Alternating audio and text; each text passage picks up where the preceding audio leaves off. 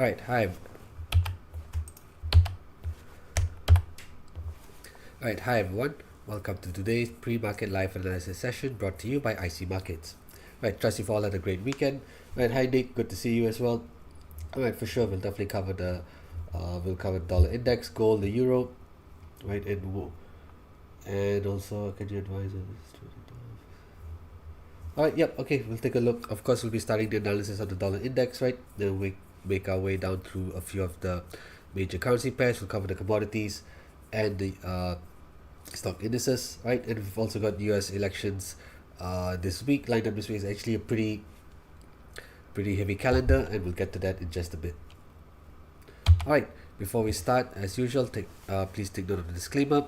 Right, this is marketing communication and does not contain and should not be construed as containing investment advice or an investment recommendation or an offer of or solicitation for the transactions in financial instruments. Also, take note of the risk warning that comes with trading forex and CFDs, as they carry a high level of risk to your capital, and you should only trade with money you can afford to lose. Right, my name is Ketan Rameshchandra. So this webinar series is brought to you in a special partnership between IC Markets and Everest Fortune Group, where we have been the finalists for Best FX and Equity Research for the following years, 2019, 2020, and 2021. Right, apart from US elections taking place this week, we've also got three monetary policy announcements, right? We've got the RBA coming up first on Tuesday, 5th of November, followed by the Bank of England and the Federal Reserve on Thursday the 7th. Right, so here's the calendar for this week, right? So the RBA kicks things off on Tuesday by releasing their statement at 3:30 a.m. GMT, followed by the press conference by RBA Governor Michelle Bullock at 4:30 a.m. Right, on this same day as well, the US elections, Americans will be heading to the polls and casting their vote in the upcoming US presidential election. So that's definitely going to be a high volatility impact, right? Event. This is going to take place on Tuesday, 5th of November, and I'm sure Tuesday and Wednesday will be a pretty critical time for markets during this vote counting process, right? And then on Thursday, 7th of November, the Bank of England releases its monetary policy statement at 12 p.m. GMT time.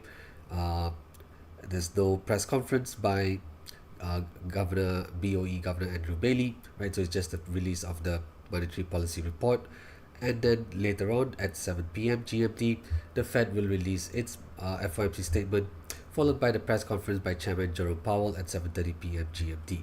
Now, with regards to the forecast for each central bank, the RBA is expected to once again maintain its official cash rate at 4.35%, while the Bank of England is expected to make a reduction of 25 basis points to bring down its official bank rate down to 4.75%, and the Fed as well is also expected to make another 25 basis point cut in on Thursday. Right. So looking at the level of the RBA's cash rate, right, we can see, right, at the previous meeting, which was in September, the RBA maintained its cash rate at 4.35% for the 7th consecutive meeting, right? And they continue to view that inflation momentum remains too high, especially when looking at the trim mean CPI figure, and they have once again are raising concerns that it's important to stay vigilant to upside inflation risks. Now, looking at inflation on an annualized basis and the monthly CPI indicator, right? So on the left, I have the chart for annualized CPI. We can see that headline CPI has fallen down to 2.8% at an annual rate in the third quarter of this year, while the monthly CPI indicator has dropped for the fourth consecutive month, easing down to 2.1% on an annualized basis here, right? So we can see that based on these two inflation metrics, right, inflation has eased quite significantly in Australia, right, with the monthly CPI indicator falling within the central bank's target range of 2 to 3%. Right, this marked the second consecutive month where where the monthly CPI reading has stayed within this target range. Right, part of this easing inflation has been largely due to the impact of the energy bill relief fund rebate that's currently in place in Australia, right? So electricity prices have fallen drastically, of course, due to this ongoing rebate here. Now we're looking at the uh, trim mean CPI as what the RBA likes to focus on, right? When we look at that, we can see inflation currently stands at 3.5% and on an annualized basis, while it has eased significantly since its peak in the fourth quarter of 2022, right? I think this was at about 6.5% year over year, I believe. While it has moderated significantly, right, it still remains well above the target range of 2 to 3%, right? So this is currently sitting at 3.5%, which makes uh, market consensus think that the RBA is likely to maintain its cash rate once more at 4.35%. So should we see that take place, it could provide uh, a near-term boost for the Aussie. Right now, looking at GDP and PMI activity, we can see GDP growth rate, right, has been pretty poor as compared to what we saw uh, in 2021 and 2022, right? In 2021-2022, GDP was growing at approximately averaging probably about 4% in each quarter. However, you can see it has fallen down to 3.35% in the latest reading. And PMI activity has also shown the manufacturing and services sector falling into contraction. Now, reading under 50 is going to indicate contraction for both the manufacturing and services sector, while a reading above 50 indicates expansion. But you can see here, out of the last 4 months, composite PMI activity, which encompasses both the manufacturing and services sector, has contracted in 3 out of the last 4 months. So PMI activity is muted, while GDP output isn't exactly that strong either, right? So despite relatively muted GDP results and PMI activity, uh, the RBA looks set to maintain rates once more. As we can see, trim mean CPI continues to remain elevated and remains well above the target range of 2 to 3%. Now, looking at moving over to the Bank of England, right? The BOE kept its official bank rate unchanged at 5% during its previous meeting, right? So although they had made a 25 basis point cut in August, they decided to maintain their cash rate or their bank rate at 5% in September's meeting, right? And they also continued to reduce its stock of UK government bonds, right? So basically, they are continuing to with QT as well, quantitative tightening, right? Now we're expected to see the Bank of England reduce its official bank rate by 25 basis points in this week's meeting to bring it down to 4.75%. Now, part of the reason, right? Main reason is we can see inflationary pressures in the UK have dissipated significantly over the last few months, with headline CPI falling down to 1.7% year over year in September, while the core reading has eased to 3.2%. Right, we can see headline CPI has continued to moderate significantly, and core CPI continues to uh, trend lower as well, right? So with inflation heading in the right direction, and with UK GDP looking relatively weak, and PMI activity slowing down as well over the last couple of months, right? It all adds up, right? It all provides the right ingredients for the Bank of England to move ahead with a rate cut at this week's meeting. And finally, looking at the Federal Reserve is poised to make a 25 basis point cut at this week's meeting to bring it down to 4.75%. Remember, after the meeting in September, they opted for a 50 basis point cut, right? And not only did they move ahead with this cut, it was the first time we had a Federal Reserve governor or FOMC member dissent on the rates as well, right? So Governor Michelle Bowman had favored a 25 basis point cut rather than the 50 basis point reduction which the Fed moved ahead with in September, right? So it shows some disagreement at a certain level between federal FOMC officials at that meeting, and with the labor market rebounding in September, right? We had a pretty decent rebound in labor market job growth creation in September, while the core CPI readings somewhat accelerated in the most recent readings, right? It it shows that the Fed quite likely is not going to move ahead with another 50 basis point cut and is going to look at a 25 basis point cut at this week's meeting. Right, we can see here on the left headline, CPI has eased significantly down to 2.4% year over year in September, but we can see the core reading accelerating slightly up to 3.3%. Right, it was previously at 3.2% in August, but we've seen slight reacceleration in the core readings in September. Right, and combined with and looking at labor market job growth, right, it's last week was jobs data in the US, and we saw mixed results between the ADP employment report and the non-farm payroll. So ADP employment report showed private businesses adding 233,000 workers to payrolls in October, right? This was higher than the forecast of 115,000, and it was also we saw an upward revision in September's figures, rising up to 159,000. So despite the hurricane-related incidents in the US, job growth was strong in October as reported by private businesses. However, when we take a look at the non-farm payrolls, which is released by the Bureau of Labor Statistics, right, this combines government jobs and private jobs. We saw just 12,000 jobs being added in October, right, well below the forecast of 113,000. And not only that, we saw September's results, right? September's results was initially had, I think, registered gains of about 240 or 250,000 jobs. We saw a downward revision of bringing job growth down to 223,000. And we can see that the current 12-month average sits at 194,000, and the last few readings have been well below this 12-month average as well. So we had sort of a mix results for non-farm or jobs data last week, with ADP reporting stronger growth while non-farm payrolls disappointed massively for October.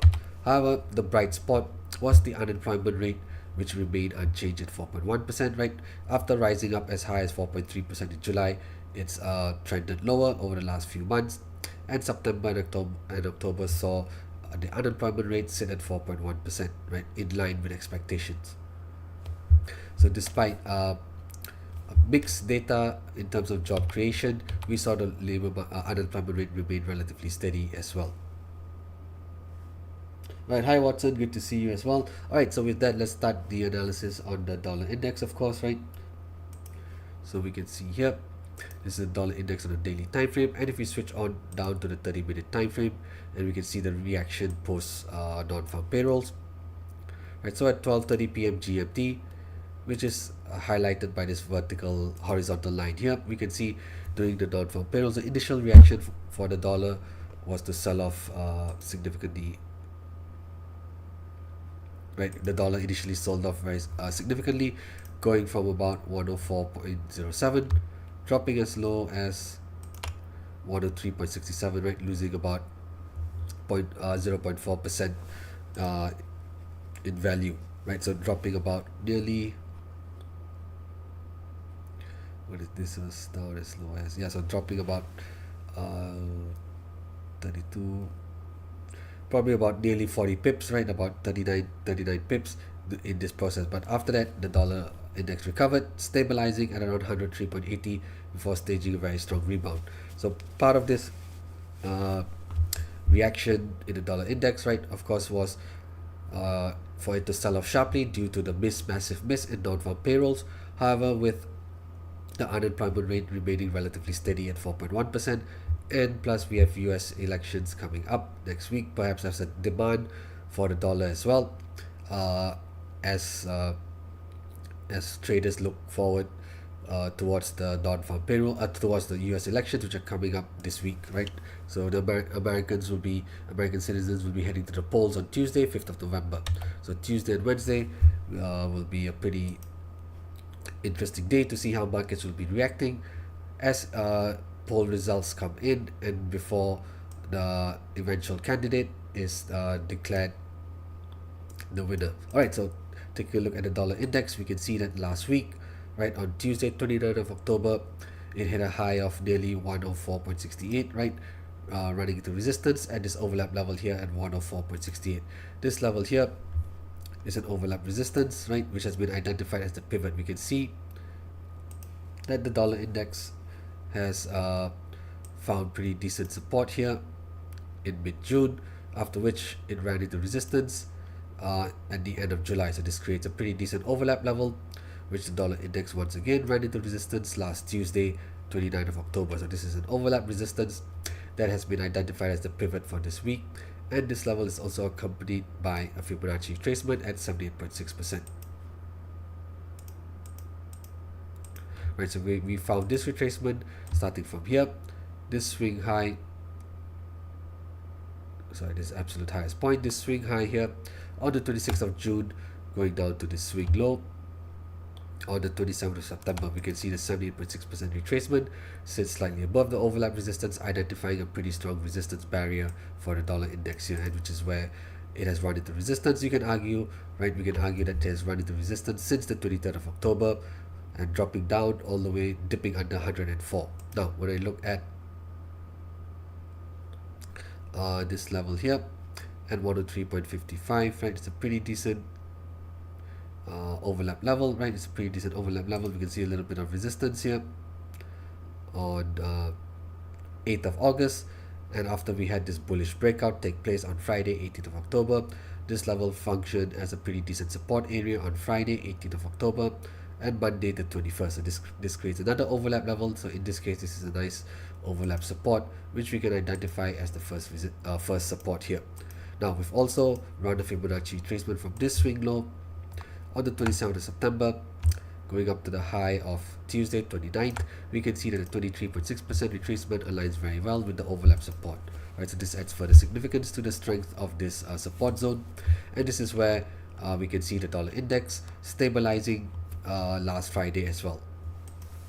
Right, we can see the dollar index stabilizing above this overlap support last Friday, as it dropped as low as 103.69 before staging a very strong rebound. So we can probably expect the dollar index to continue its rise today, this week, right? Remember, with elections coming up, there could be demand for safe haven assets such as gold and the US dollar as the week begins, right? So we can see here, we're expected to see the dollar index rise towards the overlap resistance once more, and perhaps stall around this level and make a minor pullback. Now, in terms of resistance beyond the overlap resistance, which is the pivot, we have the swing high taking place here at the end of June. Right? This is a big swing high resistance. Right? We see a very nice swing high resistance taking place here on 26th of June, and that's at 106.04.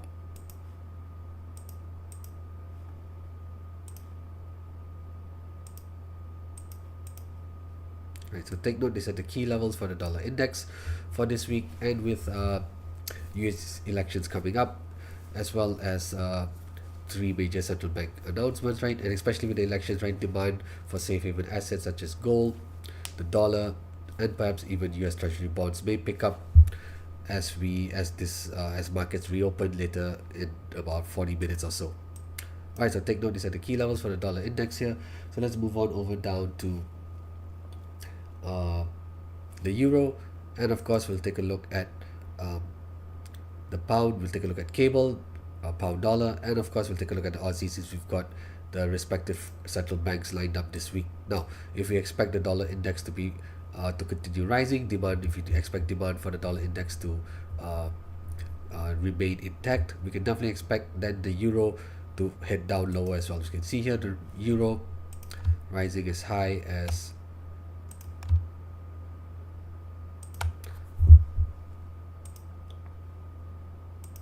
1.0905 last Friday, and it reversed sharply, dipping under 1.0850. So we can expect this currency pair to continue to fall lower, right, this week. And I see a nice support level, a nice swing low support has taken place here at 1.0782. Right, this happened last week.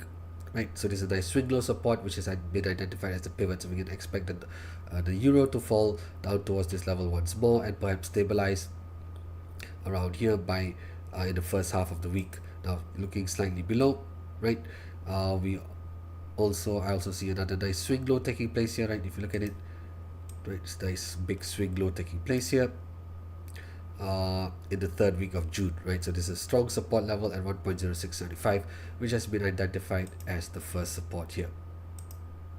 Right, the pivot is also a support level, a swing low that has taken place last Thursday.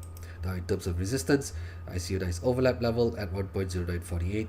We can see that this level previously functioned as a nice swing high resistance here on 18th of July, running into resistance here on Friday 2nd of August and on Monday 5th of August as well. After which, after making this breakout here on Tuesday 13th of August, it made a nice pullback level here, bouncing off 1.0948 on Thursday 15th of August, and staging a very strong rebound. So this creates a nice overlap level, right, which this was previously an overlap support level, which we can see the euro stabilizing on Friday 4th of October till Tuesday the 8th, right, stabilizing around this level as well. This was a nice overlap support level, which finally got taken out on Thursday 10th of October. So this now can function as a potential overlap resistance, and is also accompanied by a Fibonacci retracement at 38.2%, right? This retracement level was found by starting from this swing high on the 25th of September, going down to this swing low on the 23rd. So we have a pretty decent overlap resistance level that's accompanied by a 38.2% Fibonacci retracement.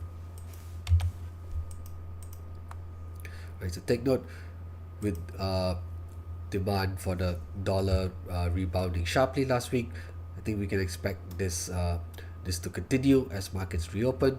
So we can expect the dollar index to rise up towards its pivot level here, which is an overlap resistance, and that of course would mean the euro is likely to slide lower and could stabilize at around this pivot level here, which is a swing low support in the first half of this week.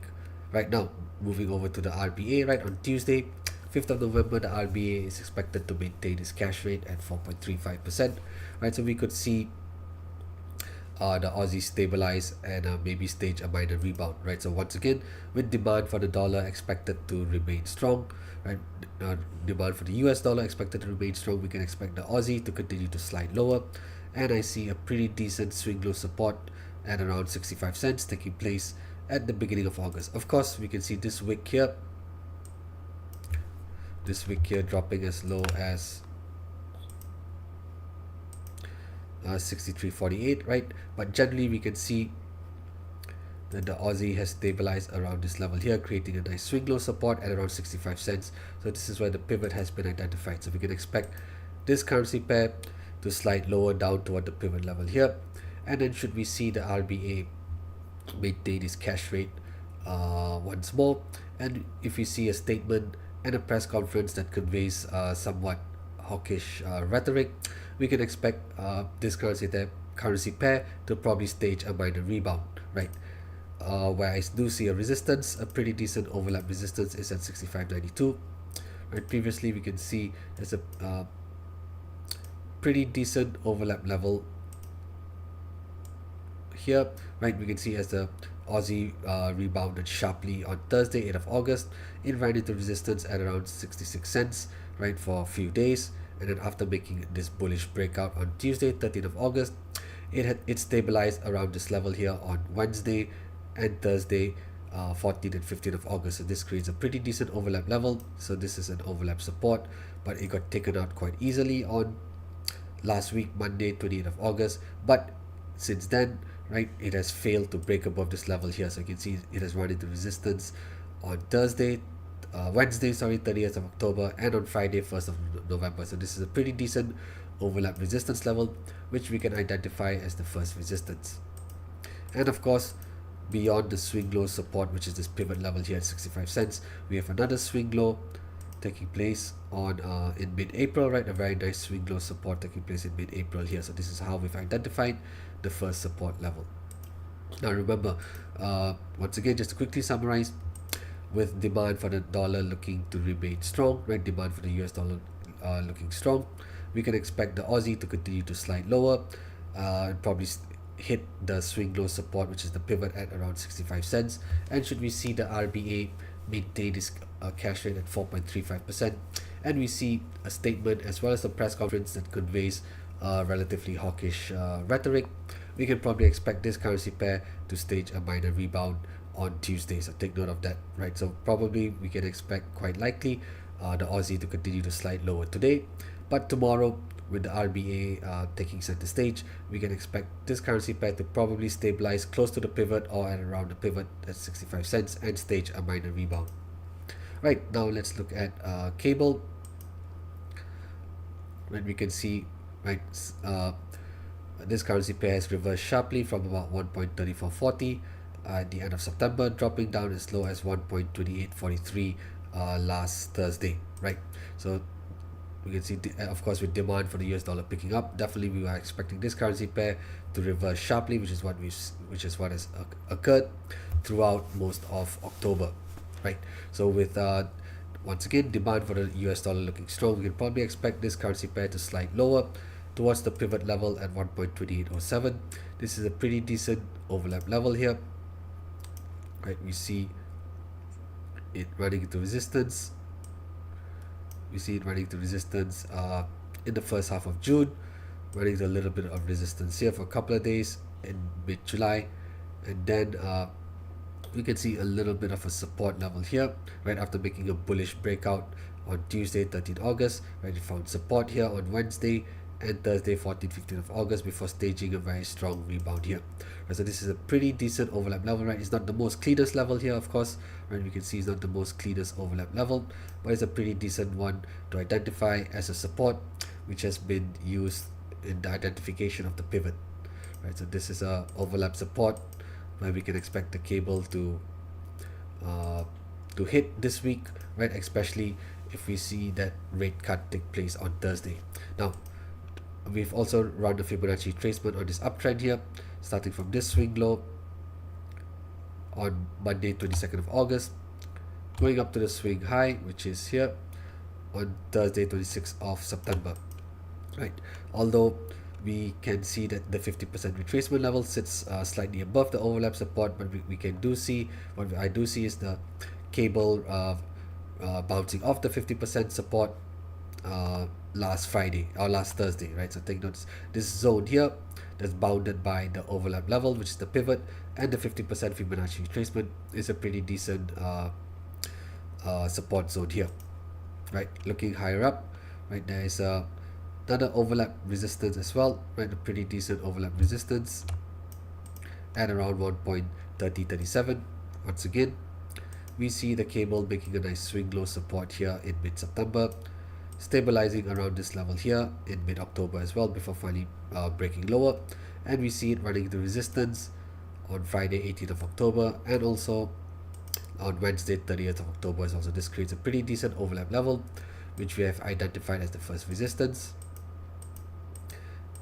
and it's also accompanied by a Fibonacci retracement at 38.2%. So once again, this retracement level was found by starting from this swing high on the 26th of September, going down to the low of last Thursday, and we can see the 38.2% retracement sits slightly above this overlap level here. Now, in terms of the first support, which is at 1.2613, once again we see a pretty decent swing taking place here at the end of June, right? See a nice swing low taking place here, and this is how we've identified the first support at 1.2613. Right, so take note, with demand for the US dollar looking strong last Friday, right, rebounding very sharply last Friday, we can expect the dollar index to rise up towards its pivot, which is an overlap resistance. So that naturally would mean cable is likely to slide lower, right, and probably test this strong support zone this week. And especially if we do see the Bank of England move ahead with its rate cut, right, we can definitely expect this pivot level, this overlap support level, to be tested significantly on Thursday 7th of November, right? And let's see, we've covered that as well, and dollar index also, right? Okay, we've covered dollar index, covered the euro, cable, and Aussie. Let's touch on right. All right, hi Nick. Yes, we are okay. I haven't taken a look at gold just yet, but let's take a quick look.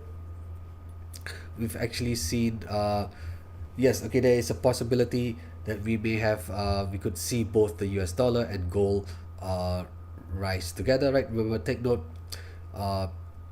demand for safe haven assets such as the US dollar and gold picks up, we can see positive correlation between these two asset classes. Usually, right, the dollar and gold prices share an inverse correlation, right? So that means when the value of the US dollar is rising, typically gold prices are falling, which is what we saw last week.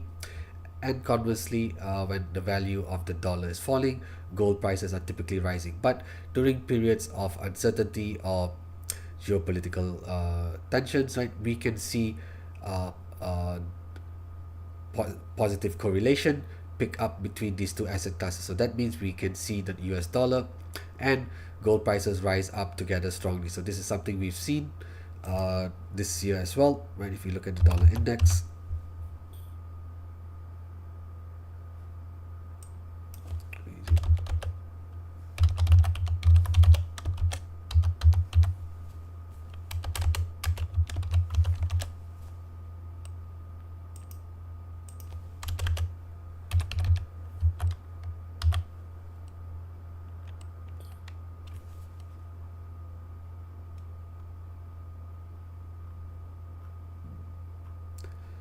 where is it?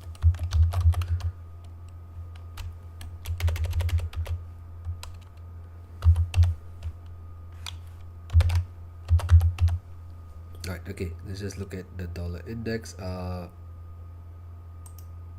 Just do a comparison, right? So the candles uh, for the price for gold, right? Spot gold prices. XAU USD is the instrument that tracks spot gold prices, and the candles are represent that.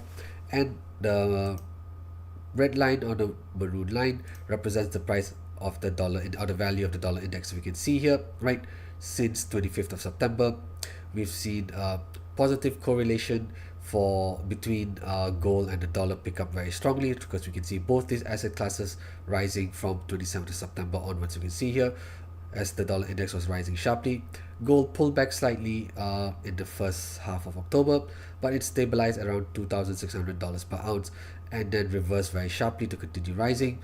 And at the same time, we can also see the value of the US dollar rising as well. So this is a very good example of a positive correlation between these two asset classes. On the flip side here, as the dollar index was falling sharply from roughly 1st of July all the way down to the end of August, we saw gold prices move in the opposite direction over that same period, right?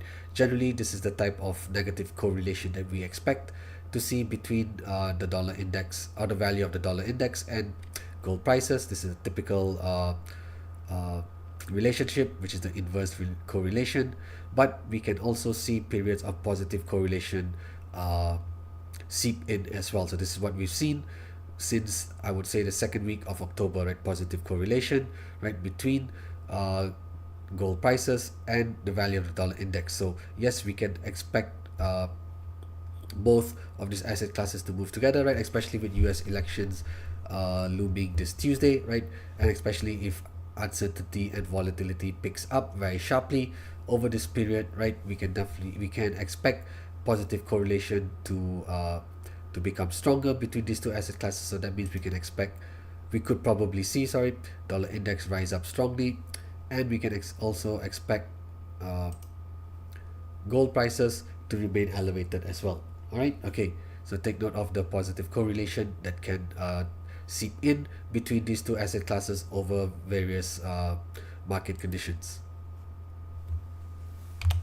Right now, so looking at gold, right, we can see this precious metal has risen sharply, right, since for most parts of this year, right, after breaking out of a very significant multi-swing high resistance, right, this level here at $2,431 per ounce previously was a very significant resistance area that had been in place since oh no, sorry, it's not this one here, sorry, it is this multi-swing high resistance that I'm looking at. Apologies, this is the one here, right? This was a strong multi-swing high resistance that had been in place since 7th of March 2022. Right, we can see spot prices running to resistance here 7th of March 2022, making another swing high resistance in May of 2023, making a third swing high resistance on 4th December of last year. It's a very significant uh, overhead barrier here, which finally got taken out on 4th of March this year, and since then it's been on a strong bullish uptrend ever since. It's like a pretty much like a runaway train since the beginning of March here, right? Of course, there have been pullbacks along the way, but this has been a very strong bullish uptrend for spot gold prices here. Now coming back to the daily time frame, right?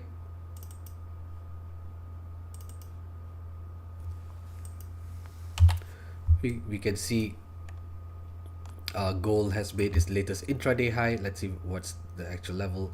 Is it 2790.01?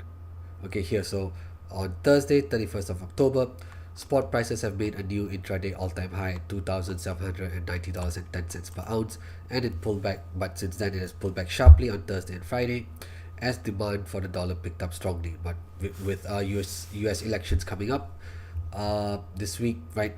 As Americans head to the polls on Tuesday, 5th of November, we can expect uncertainty and volatility to pick up as well, and we could potentially see positive correlation between the dollar and gold uh, gain stronger, and we could probably expect to see both these asset classes to move in the same direction. Now, the pivot level is a pullback support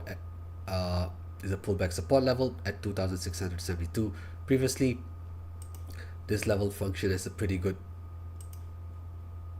resistance area, right? As it made swing high resistance on Thursday, 26th of September. It pulled back down towards $2,600 per ounce, and before reversing to make a bullish breakout on Thursday, 17th of October. So this level now can potentially function as a pretty decent pullback support level, which we have identified as the pivot.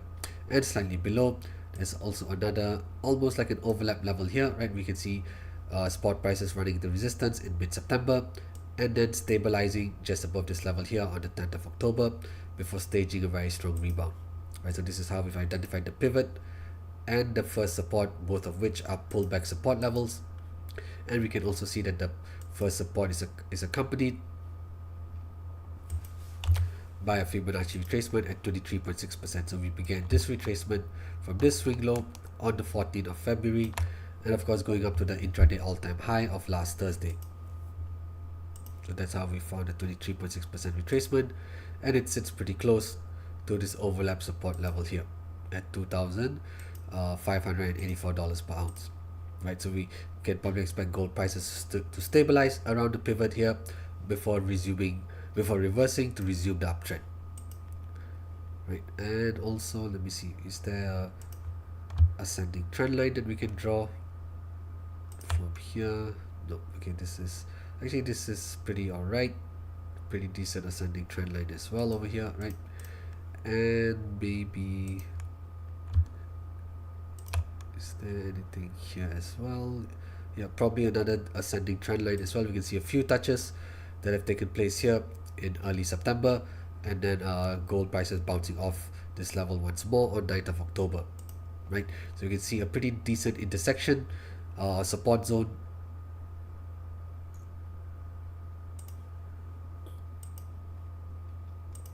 being highlighted by the ascending trend line, the 23.6% Fibonacci retracement, and this overlap support at 2,586. A pretty strong support zone identified by these three elements, right? So this is a pretty decent ascending trend line as well.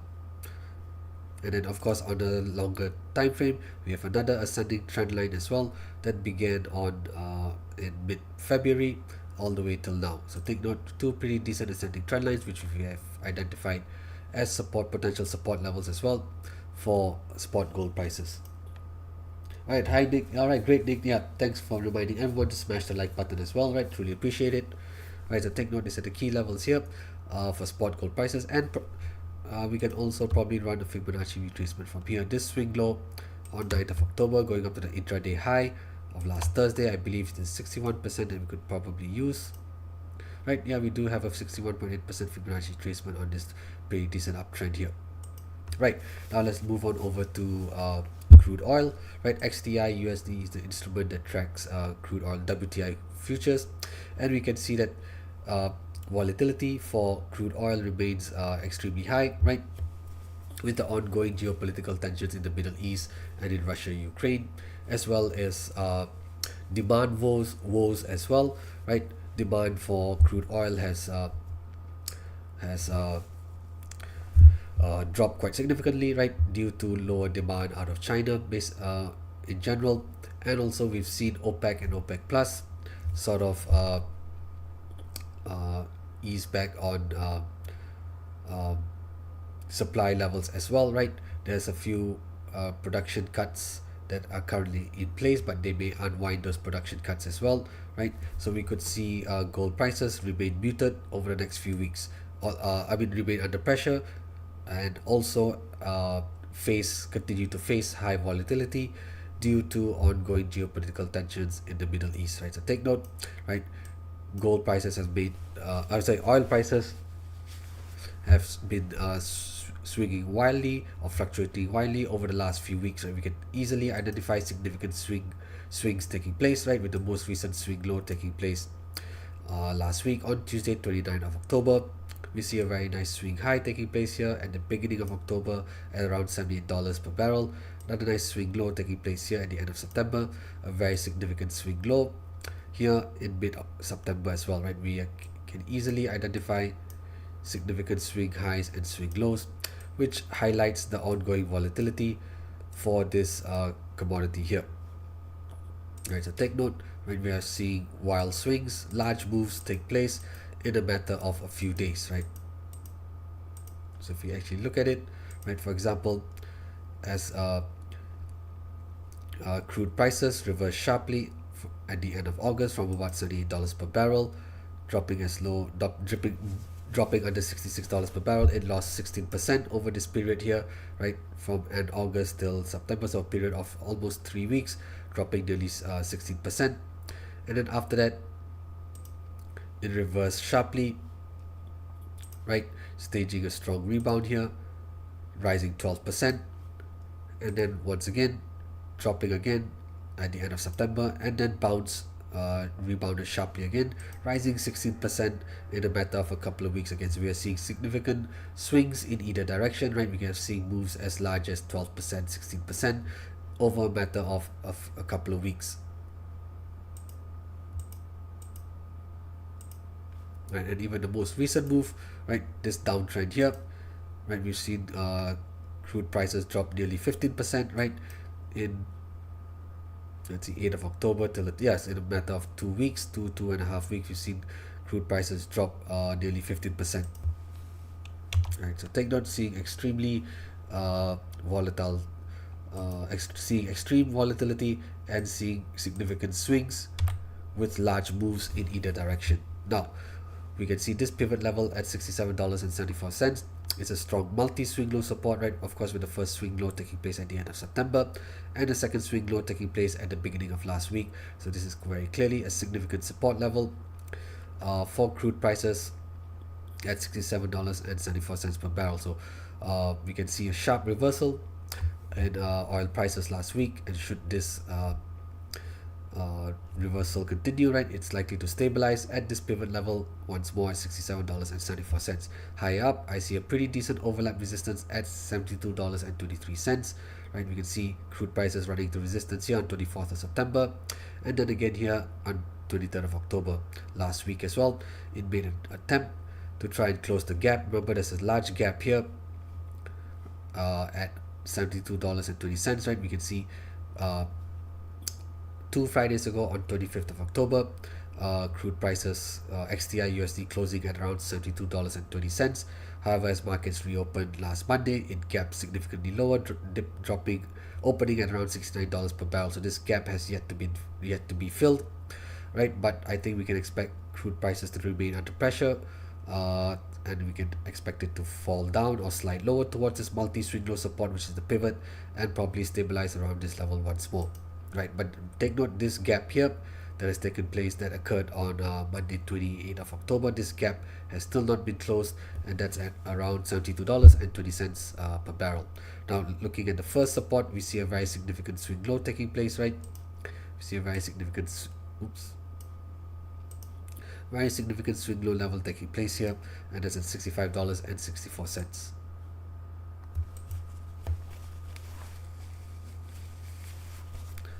Right. Okay. Let's see. Right. Hi, Costas. We've covered euro. We've covered gold as well. Right. We can cover dollar franc. Right. So just in case, Costas, if you've missed euro, right, we can just do a quick recap.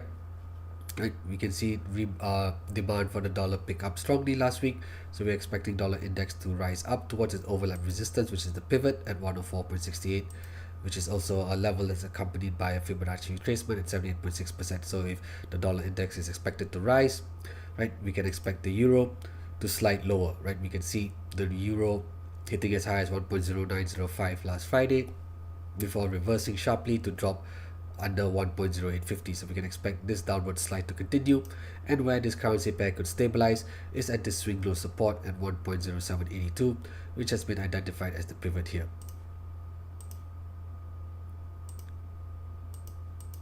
Right. Okay. So we've covered that. Let's move on over to dollar franc. Right. We'll cover dollar franc, and then we'll wrap things up by looking at the indices and at crypto as well.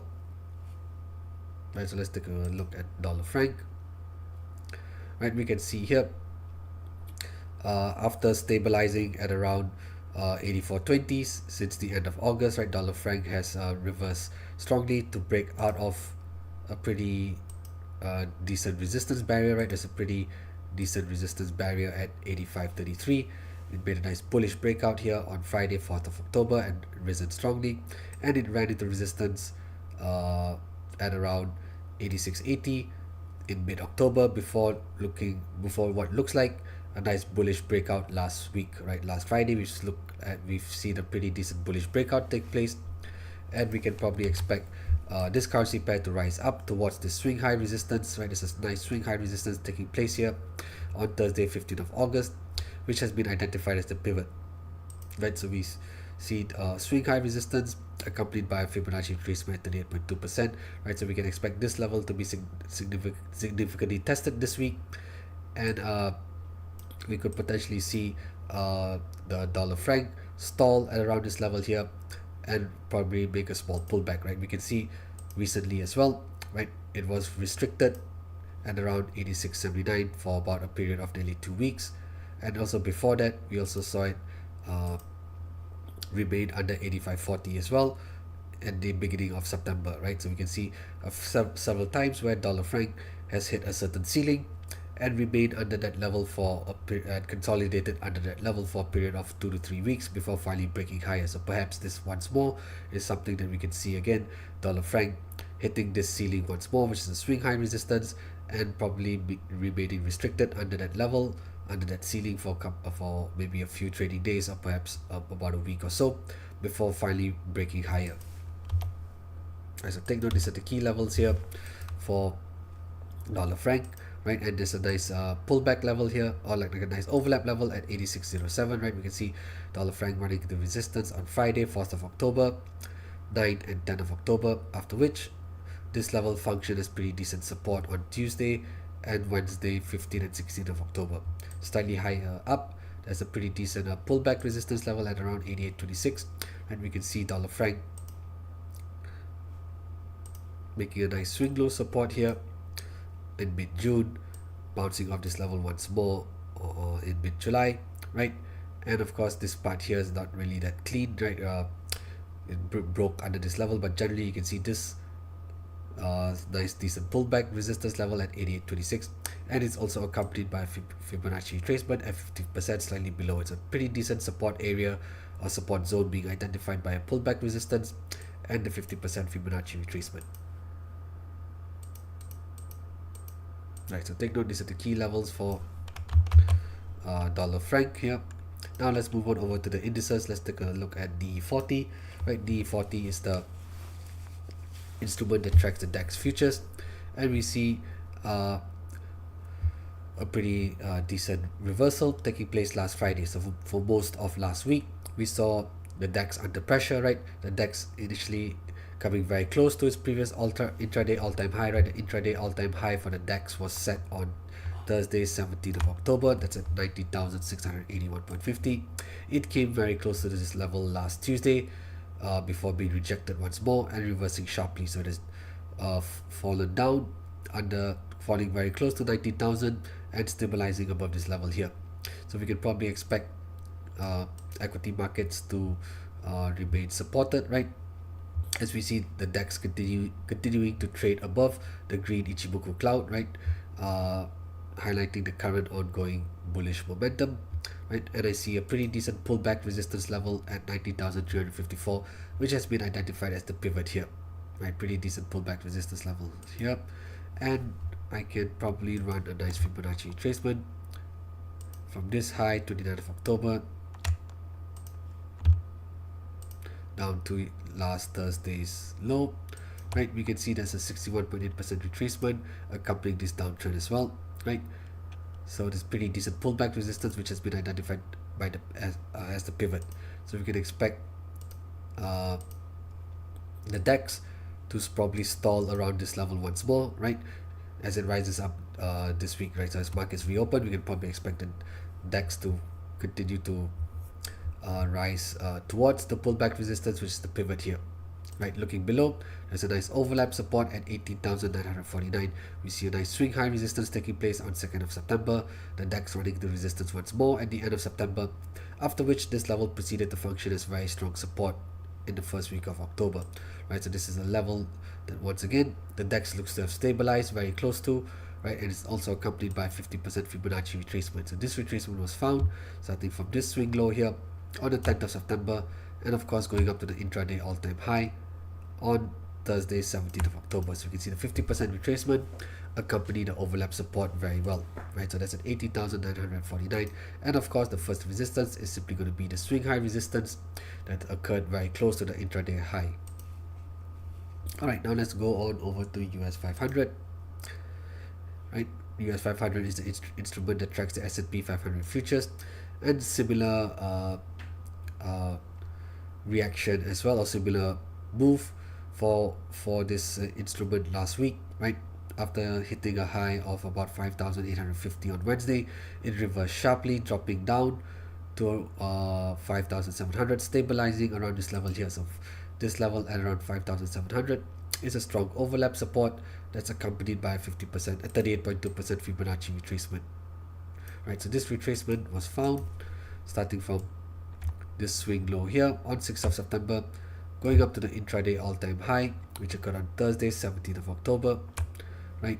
So we can see the 38.2% retracement accompany this overlap support level at 5,667, right? So pretty strong support level here. And should we see equity markets rise, continue to be supported, right? I think this is where it could run into resistance once more. The pivot at 5,808 is a pullback resistance level, right? Previously it functioned as pretty decent support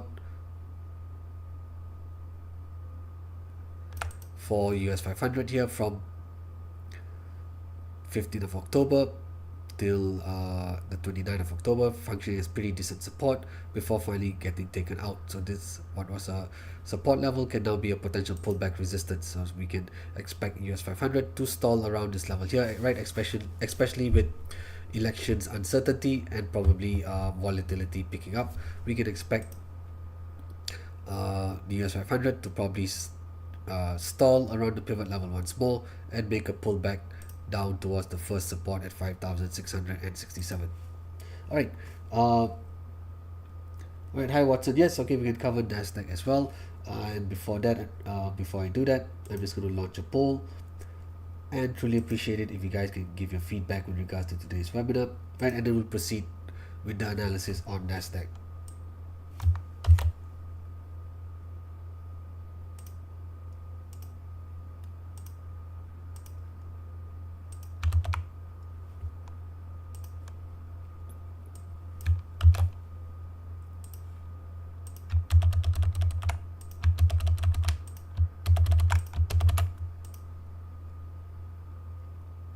Alright, I've launched the poll as well. Truly appreciate it if you guys can give your feedback with regards to this webinar. And let's just take a quick look at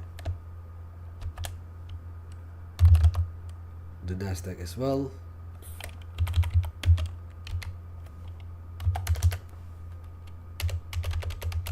Is this? Yep, there you go. US Tech 100 is the Nasdaq 100. That's where we go. Right. So very similar market structure or performance as to last week, right?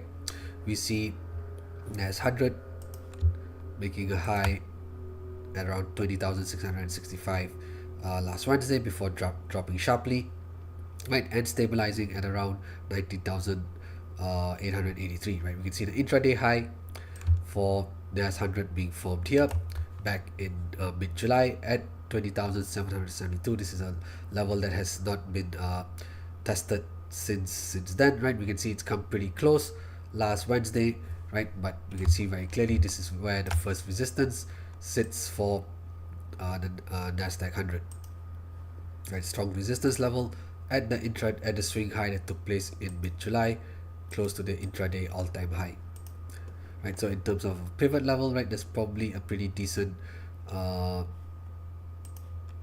level at around here, right? We can see previously NAS 100 running the resistance here on 21st of October, and then after breaking higher, right, it's sort of stabilized here on 30th October. Not the best level here, I think, right? I think maybe the pivot actually looks to be around here, right? This is a nice better overlap here, right? We can see a nice swing high resistance taking place on 26th of September, and then after the bullish breakout took place, we can see NAS 100 finding support from 11th of October till the 24th of October. So this looks like a much better overlap level here, which we can identify as the pivot, right? So we can probably expect NAS 100 to remain under this level as well this week, well, at least for the first half of the week, right? Especially with election uncertainties hogging market sentiment as we begin this trading week here.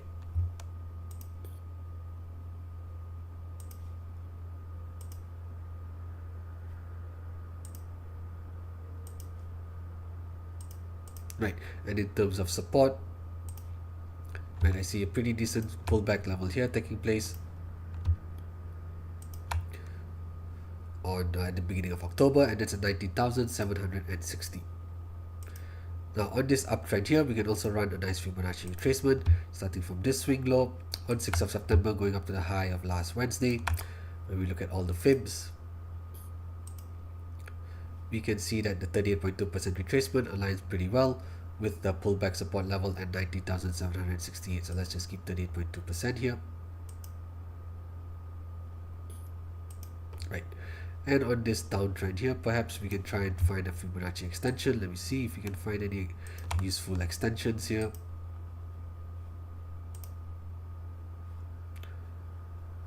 Okay, I guess nothing here.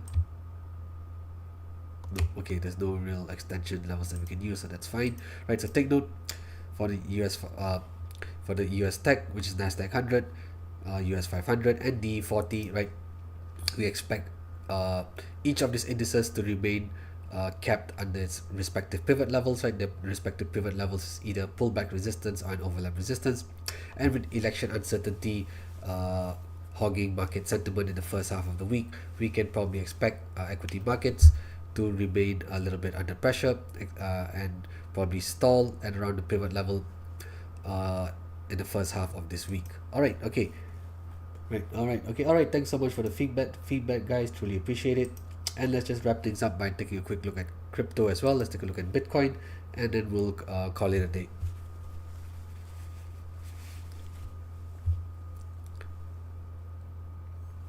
Right. So looking at Bitcoin here, we can see it running into resistance last Tuesday at around $73,650, and since then for most parts of last week and over the weekend as well, we saw crypto prices pull back sharply, dipping under $68,000 as well, right? We can see, right, from peak to trough, right, it's dropped nearly 8.5%, right, from last Tuesday's peak of $73,663, and till today, right, today's low, right, is dropped almost dropped over 8.4%, very large move last week, right? but it looks to have stabilized at around $68,000 here, and we could potentially see Bitcoin, of course, facing high volatility as well during the US elections. As the vote counting process takes place, we can expect this coin to come under significant pressures as well. So take note, crypto is also going to face high volatility in the first half of this week. Right, so on this uptrend here, we can draw a pretty decent Fibonacci retracement, right? Starting from this swing low on 10th of October, going up to the high of last Thursday, we can see that the 50% retracement level aligns very well with the overlap support. The overlap support at 66,130 has been identified as the pivot. And we can see previously Bitcoin running the resistance here, making a swing high resistance at the end of September, after which this level proceeded to function as good support here at the end of October. So this creates a nice overlap level, right, which we have identified as the pivot, and is also accompanied by a 50% Fibonacci retracement. Right, resistance is pretty clear, right? Is the swing high resistance that occurred last Tuesday, and beyond the pivot level, which is an overlap support, we have a nice swing low here at about 60,170. This looks like a nice double bottom, right? We see a nice double bottom taking, oops, where's my brush? See a nice double bottom taking place here, the first of which was on 3rd of October, and then the second one on the 10th of October as well, creating a pretty decent support level here at 60,170. Right, so take note, these are the key levels for Bitcoin. And yep, let's just wrap things up. So let's look at the dollar index, right? So these are the key levels for the dollar index, right? We see it rising strongly towards the pivot, which is an overlap resistance that's accompanied by the Fibonacci retracement at 78.6%. And take note, it's a very heavy week as well, right? Not only do we have 3 central bank announcements, right? The first of which is the RBA releasing its monetary policy statement on Tuesday, 5th of November at 3:30 a.m. GMT, where they expected to maintain the cash rate on hold at 4.35%. And should we see a statement and a press conference by RBA Governor Michelle Bullock convey hawkish rhetoric, we can probably expect some demand for the Aussie dollar to pick up on Tuesday. But also take note, Tuesday is also the day where Americans head to the voting polls, and we can expect higher volatility across all asset classes on Tuesday and Wednesday as well, right? As the vote counting process takes place, definitely expect be prepared for higher volatility across all asset classes over this couple of days. And then finally on Thursday, 7th of October, we have the Bank of England releasing its monetary policy statement at 12 p.m. GMT time. Take note, there's no press conference by Governor Andrew Bailey. It's just purely the release of the monetary policy statement, where they're expected to make a rate cut of 25 basis points to bring it down to 4.75%. And finally, later on that day, the Fed wrapped things up with an expected 25 basis point reduction as well to bring down the Fed funds rate down to 4.75%. But the key is going to be Chairman Jerome Powell's press conference, which begins at 7:30 p.m. GMT. So take note, this press conference is going to be pretty market moving as well, right? As traders and investors will be looking to see what Chairman Powell has to say with regards to the final FOMC meeting that will take place in December. All right, so that's all I've got for this week, right? Thanks everyone for tuning in, and do look out for all upcoming webinars brought to you by IC Markets for the rest of this week, right? We've got a combination of live analysis, educational topics in English, Thai, and Bahasa as well. All right, thanks everyone. Take care. Have a great trading week, and catch you all in the next webinar.